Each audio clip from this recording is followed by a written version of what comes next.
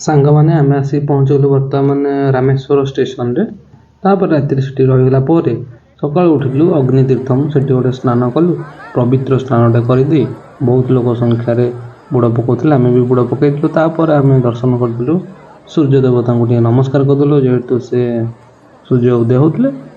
ତାପରେ ମନ୍ଦିର ସାମ୍ନା ଟିକେ ଆମେ ଟିକେ ଭିଡ଼ିଓ କରିଦେଲୁ। ମନ୍ଦିର ସାମ୍ନାରେ ଟିକେ ବାବାଙ୍କ ଦ୍ୱାରକୁ ଦର୍ଶନ କଲୁ। ତାପରେ ଲଗେଇଦେଲୁ ଆମେ ଲାଇନ୍। ପରେ ପରେ ଆମେ ବାହାରିଥିଲୁ ଠାକୁରଙ୍କର ଦର୍ଶନ ପାଇଁ। ଫାଇନାଲି ଆମର ଦର୍ଶନ ହେଇଗଲା।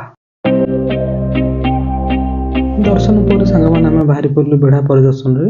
ଆଉ ମନ୍ଦିର କରିଡର ଭିତରେ ଏତେ ଉଚ୍ଚ କୋଟିର କାରୁକାର୍ଯ୍ୟ ଥିଲା ଯେ ପ୍ରତିଟି ପିଲରରେ ଝଲସି ଉଠୁଥିଲା। ଆମ ମନ ବି ସେଇଠି ମୋହି ନେଇଯାଉଥିଲା। ବହୁତ ବଢ଼ିଆ ଥିଲା କରିଡର। ଆମେ ଭଲସେ ବୁଲିଲୁ, ସବୁ ଦର୍ଶନ କଲୁ। ବହୁତ ବଢ଼ିଆ ଲାଗୁଥିଲା ସେ ଜିନିଷ।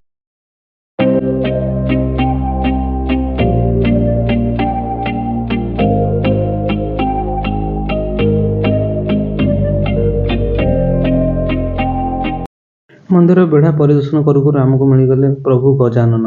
ଇଏ ବି ମନ୍ଦିରରେ ପୂଜା ପାଆନ୍ତି। ଆଉ ଆମେ ତାଙ୍କୁ ଦେଖି ବହୁତ ଖୁସି ହେଇଗଲୁ।